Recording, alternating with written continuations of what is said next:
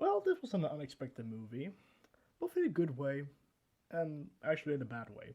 More about that later. And before you're wondering, like, oh, why the hell is this guy using gameplay footage instead of like the trailer footage or movie footage?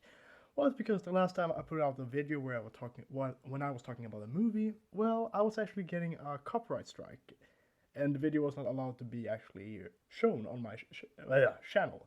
But funny enough, it seems to work now. But for safety, I'm only gonna use pictures in my review.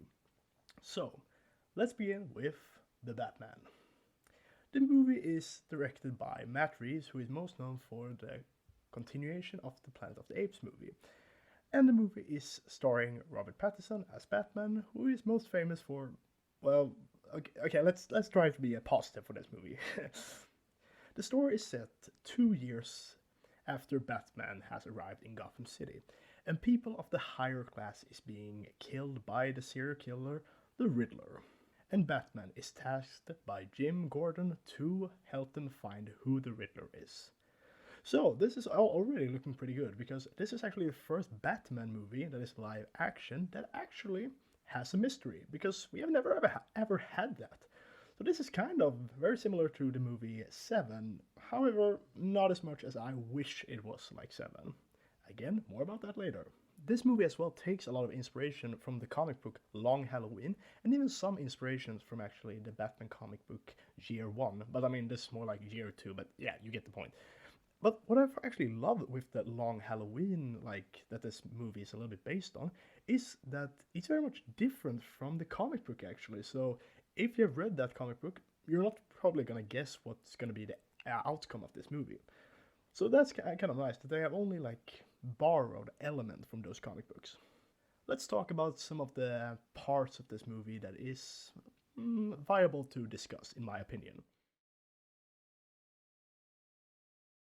The actors in this movie is, in my opinion, very interesting because I have to say I had no faith in any one of these actors when I just heard that which character we're gonna play.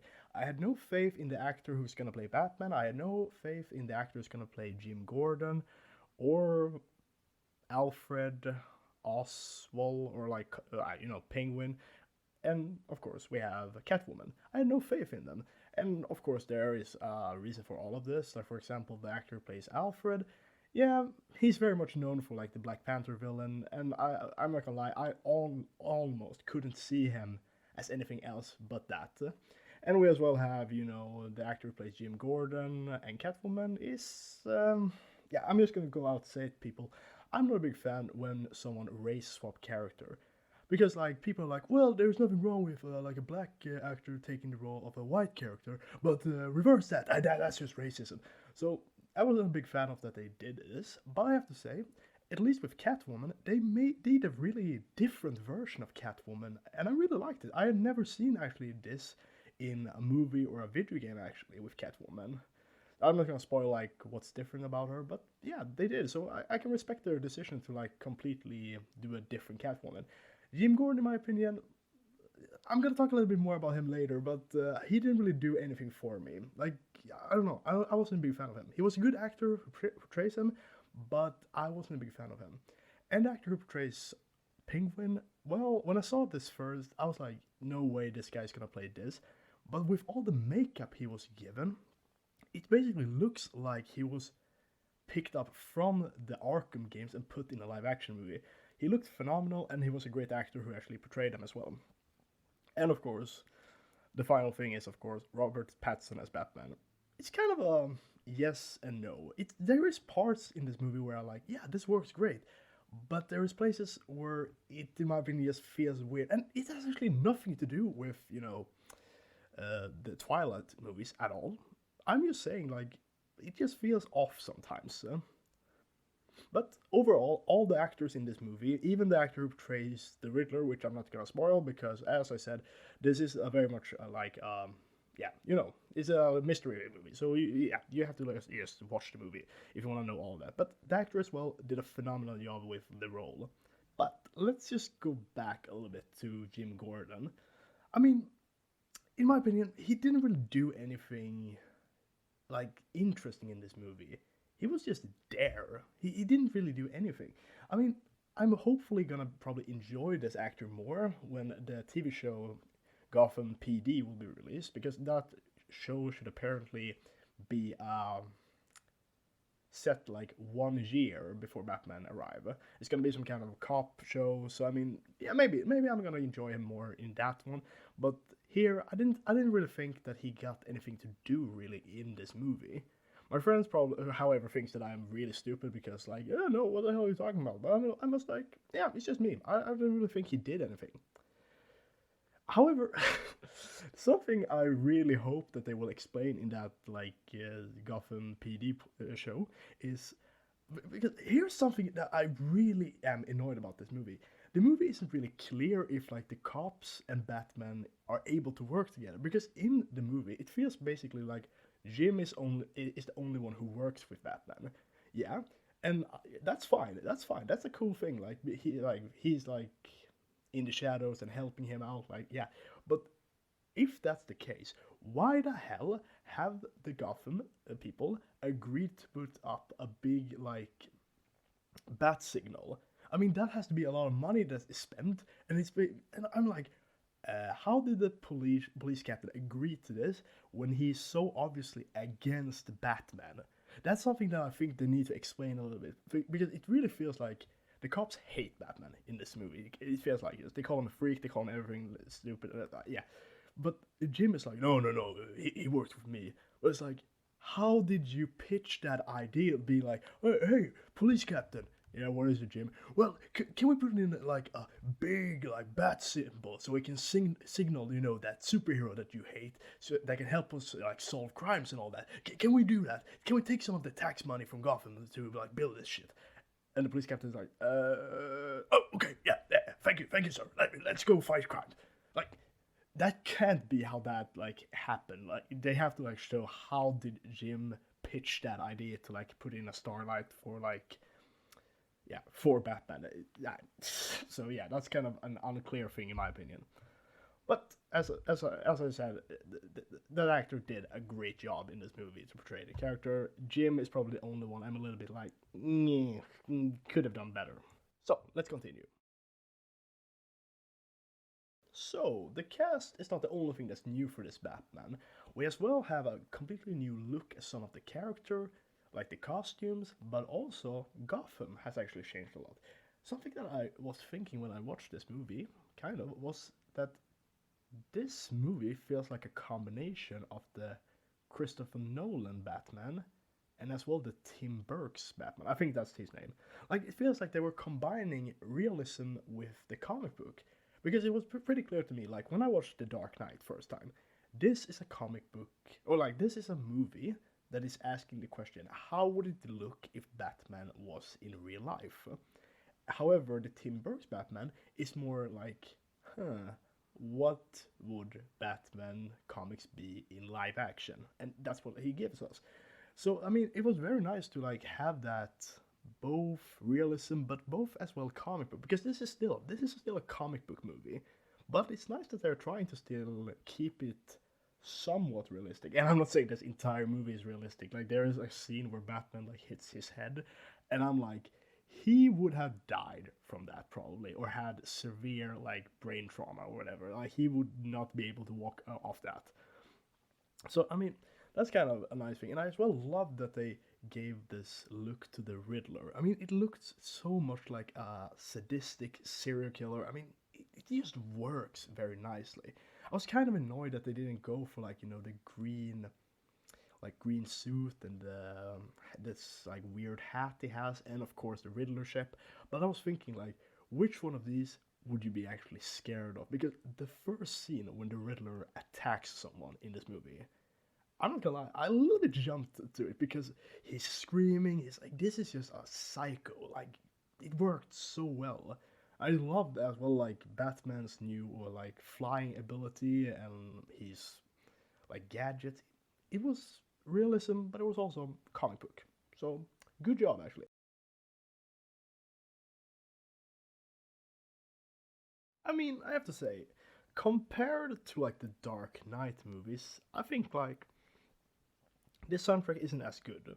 I mean, I love the use this Nirvana song under the bridge. It was an amazing, like, it really fits this movie, and I love every time it shows up in like this movie. However, Batman's theme, because if you have seen like The Dark Knight, you know that Batman has his own theme. Can't play it here on the channel because I have no clue how to use the music without being like copyright strike. But there is a very specific theme to Batman in the Dark Knight movies, and in this movie we as well have it. However, the difference between this movie is like in this movie it's a very dark and depressing theme Batman have gotten, and don't get me wrong, it works. But compare it to like the Christopher Nolan Batman's theme, it's not the same thing. It's like that when that song is, it's like yes, time to go. Like a lot of action happens. And my friend said something kind of interesting that I hadn't really thought about that much until now. The Christopher Nolan, even if they were like created to be a realistic approach to Batman, they still was kind of like action movies, not as stupid as like Fast and Furious. I mean, the Dark Knight and Begins at least has interesting dialogue when like Fast and Furious has family, I guess. So I mean, sorry for that. No, but like this movie's like theme for Batman is so depressing and dark. And now when I got home from the theater, I was starting to think like I think that's kind of the point because this song that is Batman themes in this movie is kind of like you kind of feel the exact same feeling when Batman appears as probably the civilian and the criminal feels. It's dark, you know that oh shit, we are screwed now. Like it's kind of like the song was created to make you feel like the character in the movie. I still wasn't really sold on like this theme they are using for Batman in this movie, but it fits. I kind of realized that with everything in this movie that I kind of hate. Like it's not much, but like the thing that I am not a big fan of, they still work pretty good. So yeah, the music itself, and I guess we could talk a little bit about like the action fast. It works amazing. I don't really have anything else to say. Like every time there is action in this movie, they really deliver. Similar to like Game of Thrones, every time that something like happens, like some war or battle or whatever, they deliver always. So good on them there. Like so, I have written that this is a spoiler-free like review, and it is. However, I'm gonna talk about the post-credit scene, or technically, it isn't really the post-credit scene, but I think that it was actually meant to be the post-credit scene. So go to this like time, and you're not gonna have any spoilers. So in the end of this movie, Batman, we get to see like the Riddler in Arkham, and he's talking to someone, and this someone is supposedly the Joker. We don't know if it is actually Joker because when I did search for like the actor who plays Joker in the Batman, it only says like the prison from Arkham.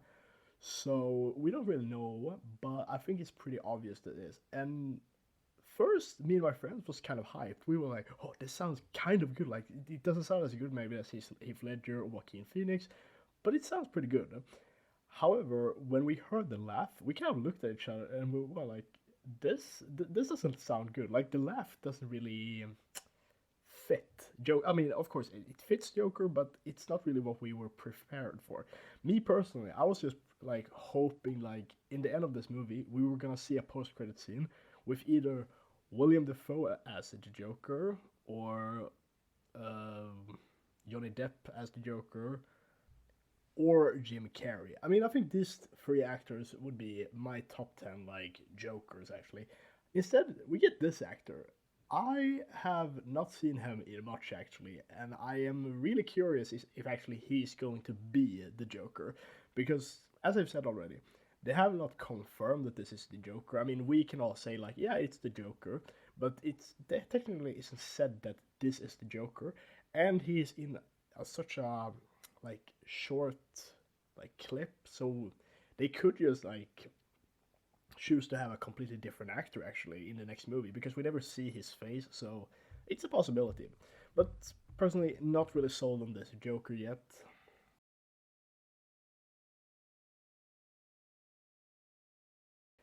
I think this movie is one of probably the best movie we will have this year. It was such an amazing movie, and is it better than The Dark Knight?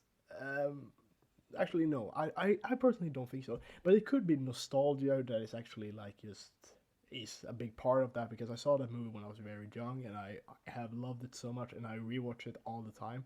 This movie, however, I don't know if I want to rewatch it that many times. I mean, it's such a good movie. It's such a good movie, but I think this movie kind of promised too much.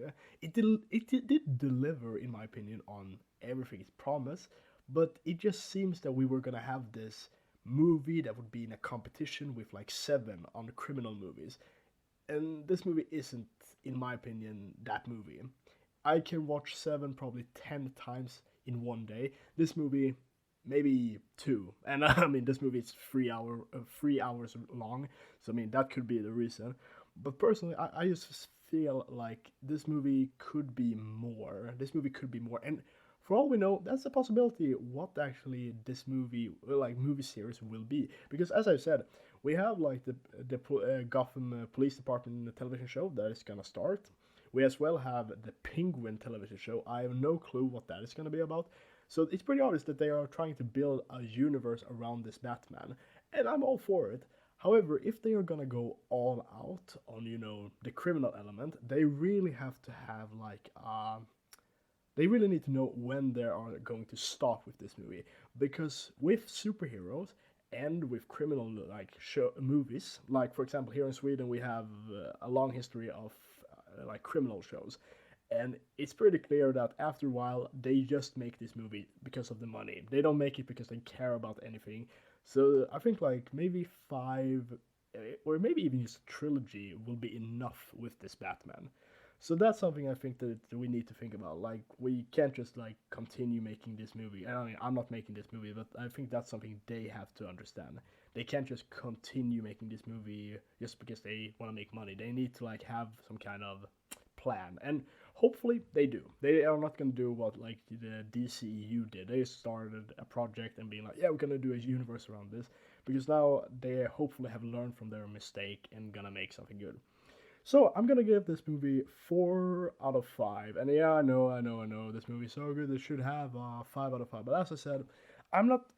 This is a great movie, and 4 out of 5 is basically a 10 out of 10 for me. But this is just how it works for me. Like this movie has stuff that I still wasn't a big fan of. As I said, Jim Gordon, I think he could have done more. And of course, it's not the actor's fault because the actor did a great job with the role. He did what he could with the role, and I think he did a good job. But I think that the writer of this movie could have done more with that character. Otherwise, like with Catwoman and the Riddler and every other character, they did what they could. And as I said, Robert Pattinson as Batman, it works sometimes, but it doesn't always work. For example, like something that I wasn't a big fan with the Batman in this movie was that Batman has three personas: Batman, Playboy Bruce Wayne, and regular Bruce Wayne. And in The Dark Knight, we get to see Batman, we get to see Playboy Bruce Wayne. We don't really get to see like the middleman. However, in this movie, we get to see Batman, we get to see the middleman of Bruce Wayne, like when he's Batman, but he isn't wearing the clothes and all that. However, we didn't really get to see Playboy Bruce Wayne. It feels like, consider that Batman is very young in this movie, we should have seen a lot more of like Playboy Bruce Wayne, but we didn't really do it. So yeah, 4 out of 5. That's what I give this movie, and thank you for watching this video. Like, subscribe, and until next time, see ya.